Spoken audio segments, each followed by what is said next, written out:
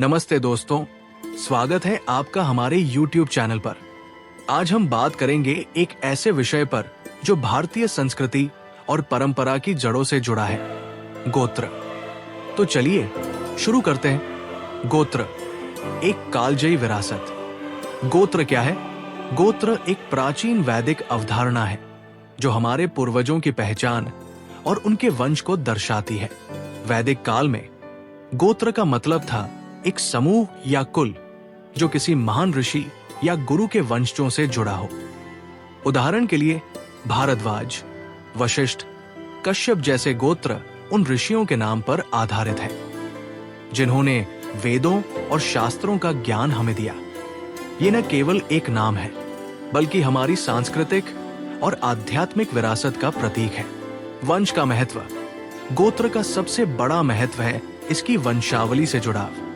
प्राचीन हिंदू समाज में गोत्र ये तय करता था कि आप किस कुल से हैं और ये आपकी सामाजिक, धार्मिक और वैवाहिक पहचान को परिभाषित करता था। गोत्र के माध्यम से लोग अपने पूर्वजों के प्रति सम्मान प्रकट करते थे और उनकी शिक्षाओं को जीवित रखते थे। ये एक तरह का आध्यात्मिक डीएनए है जो हमें हमारी जड़ों से जोड़े रखता है। खासकर विवाह के समय गोत्र का ध्यान रखा जाता था ताकि एक ही कुल में विवाह न हो, जिससे वंश की शुद्धता और विविधता बनी रहे। गोत्र कैसे तय होता है? अब सवाल यह है कि गोत्र का निर्धारण कैसे होता है। गोत्र आमतौर पर पिता के वंश से मिलता है, यानी बच्चे का गोत्र उसके पिता के गोत्र के आधार पर तय होता है। उदाहरण के लिए, अगर पिता का गोत्र कौशिक है तो बच्चे का गोत्र भी कौशिक होगा। लेकिन कुछ समुदायों में, जैसे कि दक्षिण भारत के कुछ हिस्सों में, माता के गोत्र को भी महत्व दिया जाता है। वैदिक परंपरा में गोत्र को 7 या 8 प्रमुख ऋषियों के वंश से जोड़ा जाता है और ये जानकारी पीढ़ी दर पीढ़ी हस्तांतरित होती है। गोत्र परंपरा से परे। तो चलिए शुरू करते हैं और जानते हैं कि गोत्र का आज के समाज में क्या महत्व है। गोत्र और विवाह। गोत्र का सबसे ज्यादा चर्चा विवाह के संदर्भ में होती है। परंपरागत रूप से हिंदू समाज में एक ही गोत्र में विवाह को वर्जित माना जाता था, क्योंकि ये एक ही वंश के लोगों को भाई बहन के समान मानता था। लेकिन आज का समाज बदल रहा है। शहरीकरण, वैश्वीकरण और मिश्रित संस्कृतियों के कारण कई लोग गोत्र की इस परंपरा को कम महत्व देने लगे हैं। फिर भी ग्रामीण क्षेत्रों और पारंपरिक परिवारों में गोत्र आज भी विवाह के निर्णयों में अहम भूमिका निभाता है। आधुनिक समाज में गोत्र का महत्व अब केवल परंपरा तक सीमित नहीं है, बल्कि ये एक सांस्कृतिक पहचान के रूप में भी देखा जाता है। हालांकि कुछ लोग अब गोत्र के बजाय व्यक्तिगत कॉम्पैटिबिलिटी और प्रेम को प्राथमिकता देते हैं, जिससे ये प्रथा धीरे धीरे लचीली हो रही है। गोत्र का प्रभाव। वंश और पहचान से जुड़ाव। गोत्र सिर्फ एक नाम नहीं, बल्कि हमारी जड़ों से जुड़ा एक सेतु है। ये हमें हमारे पूर्वजों, उनके मूल्यों और उनकी विरासत से जोड़ता है। आज के दौर में जब लोग अपनी पहचान और इतिहास को समझने की कोशिश कर रहे हैं, गोत्र एक तरह का आध्यात्मिक जीपीएस है। उदाहरण के लिए, अगर आपका गोत्र वशिष्ठ है तो आप अपने आप को उस महान ऋषि की शिक्षाओं और उनके योगदान से जोड़ सकते हैं। ये हमें गर्व और आत्मविश्वास देता है, खासकर प्रवासी भारतीयों के लिए जो विदेशों में रहते हैं। गोत्र उनकी सांस्कृतिक पहचान को जीवित रखने का एक जरिया है। ये हमें याद दिलाता है कि हम कहां से आए हैं और हमारी जड़ें कितनी गहरी है। आधुनिक प्रासंगिकता। बदलते विश्व में गोत्र का महत्व। क्या गोत्र आज भी प्रासंगिक है? बिल्कुल। भले ही हम डिजिटल युग में जी रहे हों, गोत्र का महत्व कम नहीं हुआ है। ये हमें हमारी सांस्कृतिक और आध्यात्मिक विरासत से जोड़े रखता है। आज गोत्र का उपयोग न केवल विवाह या धार्मिक अनुष्ठानों में होता है, बल्कि ये सामाजिक एकता और सामुदायिक भावना को भी बढ़ावा देता है। उदाहरण के लिए, कई गोत्र आधारित संगठन सामाजिक कार्यों, शिक्षा और संस्कृति के संरक्षण में योगदान दे रहे हैं। साथ ही गोत्र हमें यह भी सिखाता है कि परंपराओं का सम्मान करते हुए हम आधुनिकता को कैसे अपनाएं। ये एक संतुलन है जो हमें अतीत से जोड़ता है और भविष्य की ओर ले जाता है। बात करेंगे जो हमारी सांस्कृतिक जड़ों का आधार है, गोत्र प्रणाली को समझना। तो चलिए शुरू करते हैं और गोत्र के रहस्यों को खोलते हैं। गोत्र की संरचना। गोत्र प्रणाली एक जटिल लेकिन व्यवस्थित ढांचा है जो वैदिक काल से चली आ रही है। ये मूल रूप से 7 या 8 प्रमुख ऋषियों जैसे वशिष्ठ, कश्यप, भारद्वाज, गौतम, विश्वामित्र आदि के वंश पर आधारित है। प्रत्येक गोत्र इन ऋषियों के नाम से जाना जाता है और एक कुल या वंश का प्रतिनिधित्व करता है। इसके अलावा गोत्र को और छोटे उपगोत्रों या शाखाओं में बांटा गया है जिन्हें प्रवर कहा जाता है। ये प्रवर उस गोत्र के अंतर्गत विशिष्ट वंशजों की पहचान करते हैं। उदाहरण के लिए एक ही गोत्र में कई प्रवर हो सकते हैं जो अलग अलग परिवारों को दर्शाते हैं।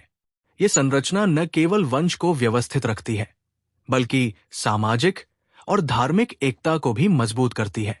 गोत्र का व्यावहारिक उपयोग।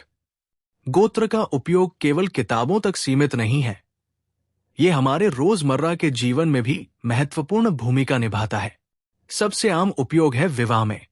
हिंदू परंपरा में एक ही गोत्र में विवाह से बचा जाता है ताकि वंश की शुद्धता और आनुवंशिक विविधता बनी रहे। इसके अलावा गोत्र धार्मिक अनुष्ठानों में भी महत्वपूर्ण है। उदाहरण के लिए जब कोई पूजा या हवन करता है तो पुजारी अक्सर व्यक्ति का गोत्र पूछता है ताकि मंत्रों में उनके कुल का उल्लेख किया जा सके। गोत्र सामुदायिक एकता को भी बढ़ावा देता है। कई गोत्र आधारित संगठन सामाजिक कार्य, शिक्षा और संस्कृति संरक्षण में योगदान देते हैं। ये हमें अपनी जड़ों से जोड़े रखता है और सामाजिक बंधन को मजबूत करता है। आधुनिक गोत्र प्रणाली को समझना।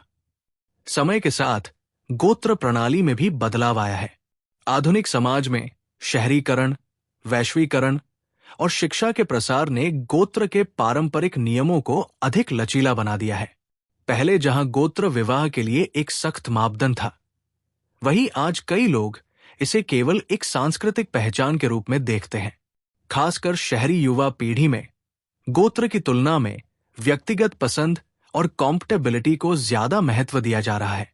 फिर भी ग्रामीण क्षेत्रों और पारंपरिक परिवारों में गोत्र आज भी एक मजबूत प्रभाव रखता है।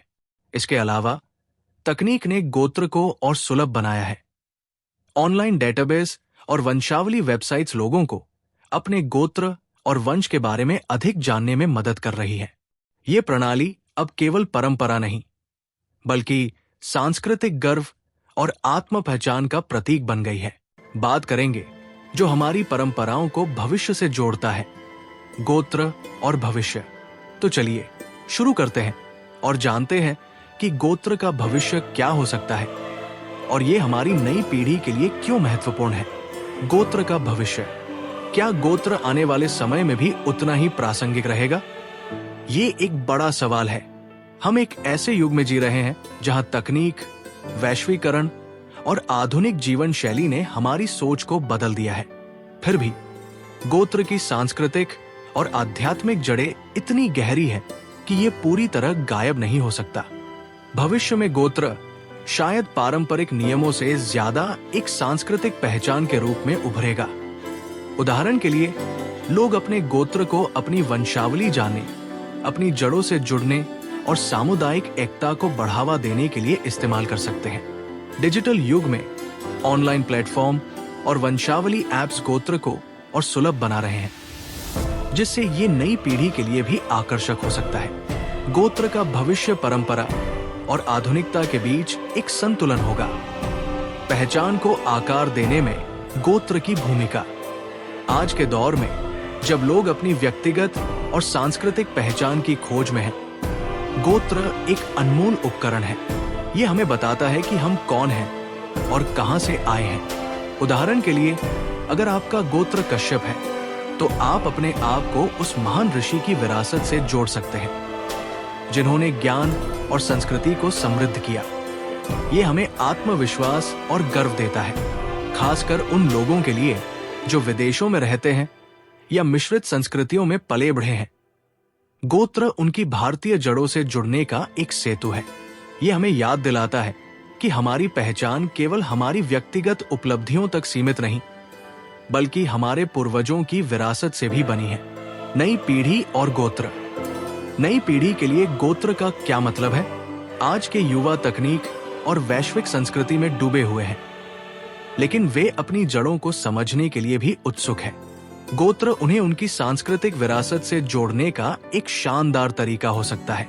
उदाहरण के लिए, गोत्र के बारे में कहानियां, उनके पूर्वजों के योगदान और उनकी परंपराओं को जानकर युवा अपनी संस्कृति के प्रति गर्व महसूस कर सकते हैं। स्कूलों, सामुदायिक कार्यक्रमों और डिजिटल प्लेटफॉर्म्स के जरिए गोत्र की जानकारी को रोचक और आधुनिक तरीके से पेश किया जा सकता है। इससे नई पीढ़ी न केवल अपनी जड़ों से जुड़ेगी, बल्कि अपनी सांस्कृतिक विरासत को अगली पीढ़ी तक ले जाने के लिए प्रेरित भी होगी।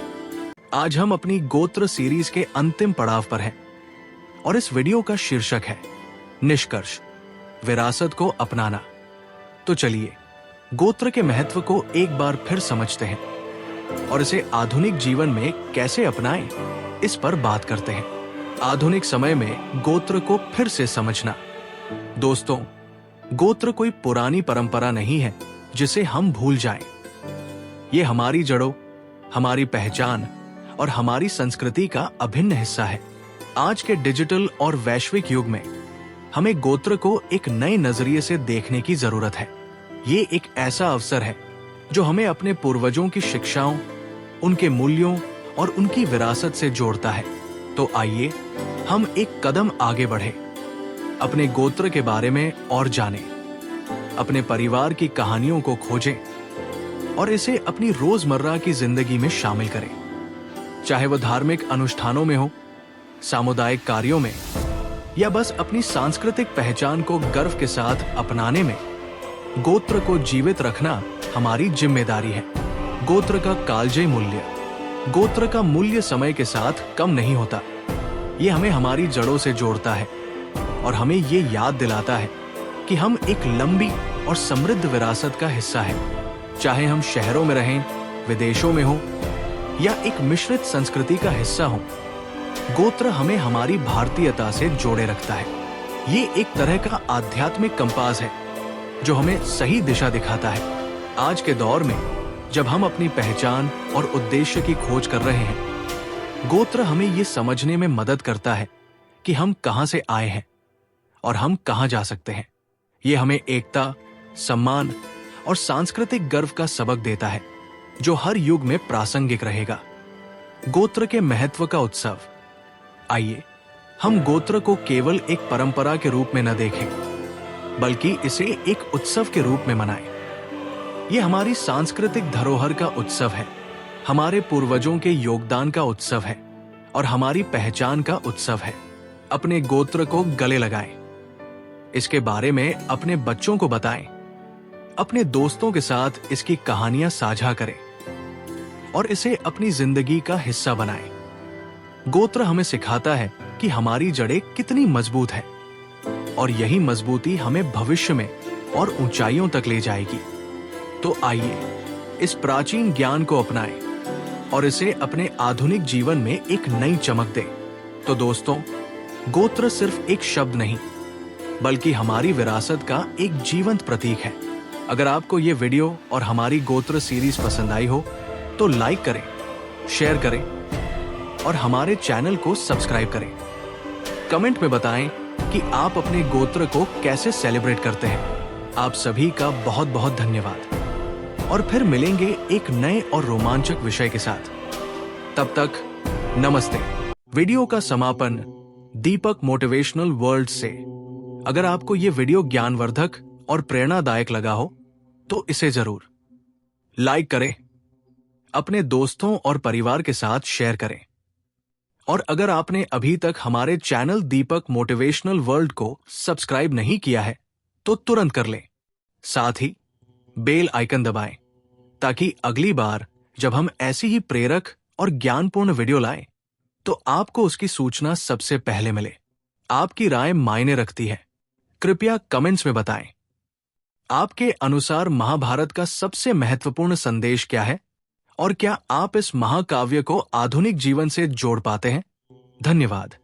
जुड़े रहिए दीपक मोटिवेशनल वर्ल्ड के साथ, जहां हम आपके लिए लाते हैं ज्ञान, प्रेरणा और सकारात्मक सोच का संगम।